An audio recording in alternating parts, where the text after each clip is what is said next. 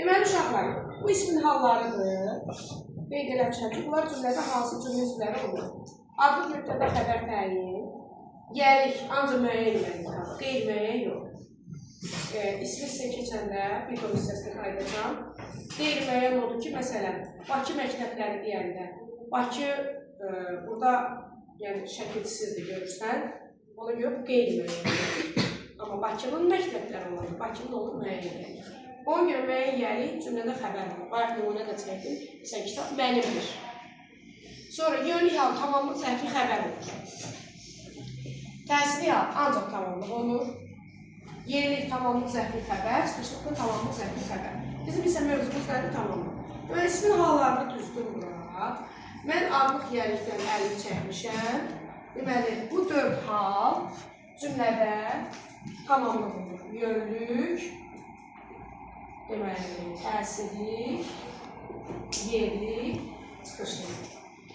Biz də təbii olaraq ismi sualları bilirik. Yönlük hal kimə, nəyə, haraya, kimi, nəyi, haranı, kimdə, nədə, harada, kimdən, nədən, harada. Bunu bilirik isimlər. Amma təsirlik haldan başqa digər üçündə hara ilə bağlı suallar tamamlıqdan çıxır. Bunlar zərflik sualıdır. Deməli, mübtədanın da hara sualı var. Zərflik keçəndə deyəcəm. Müqayisə aparacaq. Amma biz burada nəyə baxırıq? Haraya, harada, harada. Bunlar üçü də çıxır, olur zərflik suallar. Deməli, qalır burada kimə, nəyə. Amma burada üçü də gedir. Çünki təsirlik hal sırf tamamlığa məxsusdur. Heç bir cümlə üzvü olmur, yadınızda olsun. Ancaq tamamlıq olur. Bu uşaqları çaşdırır. Deməli, kimi nəyi bilir tamamlıqdır, haranı unudur, deyir, hə, zərflikdir. Amma yadından çıxarır ki, təsirlik hal ancaq tamamlıq olur. Deməli, kimdə, nədə və kimdən, nədən. Deməli, bu sualları rahat biləcək, hamı tapacaq. Cümlənin içində bu sual verib, tapacaqsan.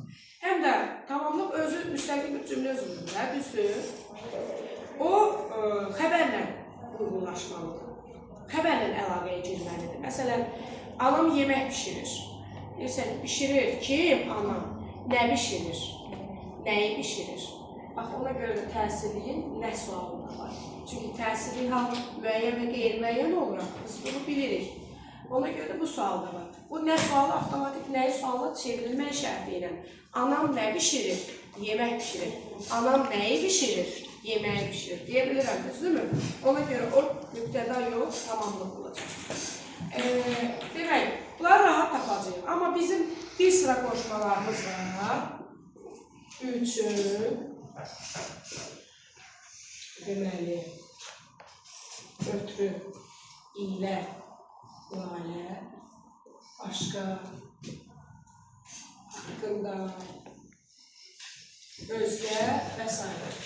Bu qoşmalarla sözlər birləşərək bunlara uyğun suallar verilir. Kim üçün, nə üçün, kimdən ötürü, nədən ötürü, kiminlə, nə ilə, kimdən başqa, kim haqqında, kimdən özgə və s. Bu suallar da onlar qoşulduğu sözlə bir yerdə, yəni bu sualları özlərinə ünvanlayır. Bu da tamamlanan suallar.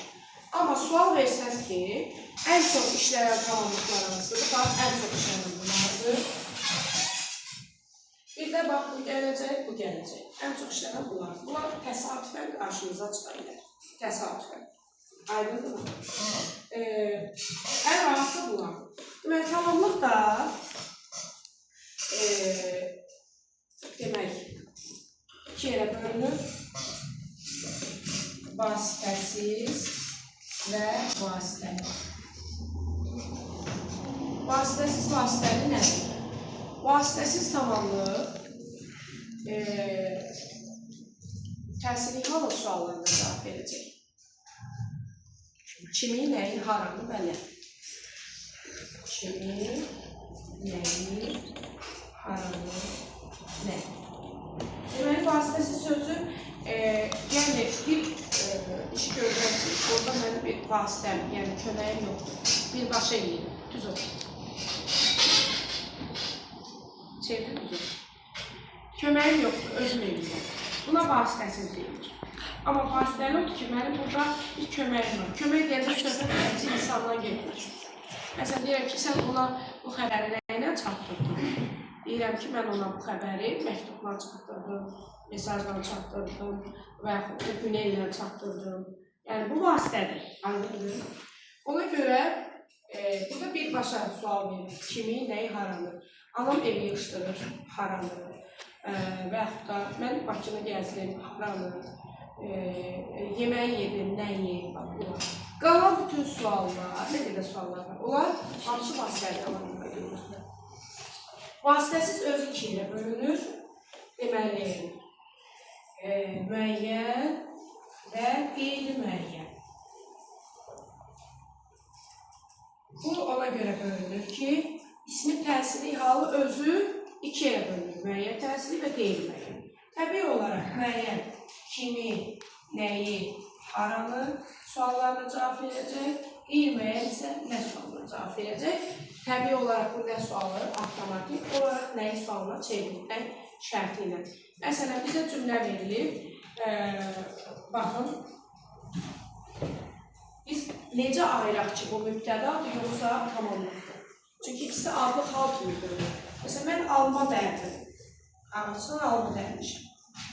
Şagird dərhal, mən sənə yeni görəyim, uşaqlar, xəttə getmir, bu səhv getmir, yoldur. Dərdi mi? Nə? Dərdi mi? Yox, o demirəm.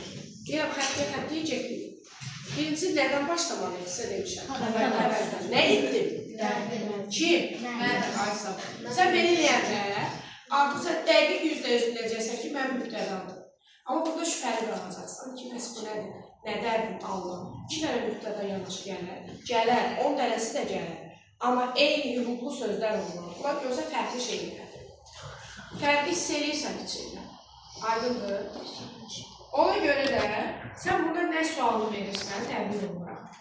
Özün üçün ayırmalısan ki, bu mübtədadır, yoxsa tamamlıqdır. Ona görə bura bu və o əvəzliklərini artırırsan, mən bu alma dərdim olmayacaq.